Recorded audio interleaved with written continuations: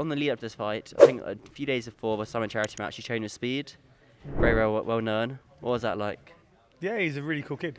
He's a good kid. I think I think he live streamed it, no? Yeah. Yeah, there was lots of footage. I think So you're doing your sprints around the park. yeah, we did a track session. I think he tried to jump in on one, which was crazy because he was not going to be able to do them, so he didn't. But he's a very funny kid, good kid. And for 100 meters, he's got a sprint on him. Yeah. I think that's why it's called Speed, I guess. But yeah, he's a good kid. I think interesting. I don't know whether or not he would fight. I think he would because he's crazy enough to do it. But I don't know who or what. But yeah, he's a very nice kid. Did you only do one session of you guys? Yeah, he only did one session, but it was a hard session to jump in on. Yeah, I mean it was like a track day, which is like after that session you're What's finished. involved in a track day?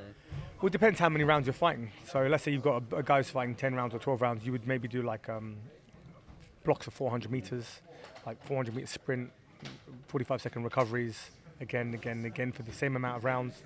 So you kind of equivalent how many, as an example, Olympic level boxing in a 22-foot ring, they would cover 400 meters per round on a bounce. So you'd try and equivalent that bounce into sprinting. Oh, I never thought of it that way. Yeah, Okay. so that's how, so you've got to try and keep it kind of scientific with the way you're approaching with the endurance part of it. You know, so that's kind of what we'll do. But yeah, it depends on the style of fight. So sometimes with JJ, you have short shuttle sprints as well, because he's a very aggressive fighter. So they simulate his level of attacks. How many attacks is he going to do per round? How many sprints do you do per round? What's the recovery in between the time?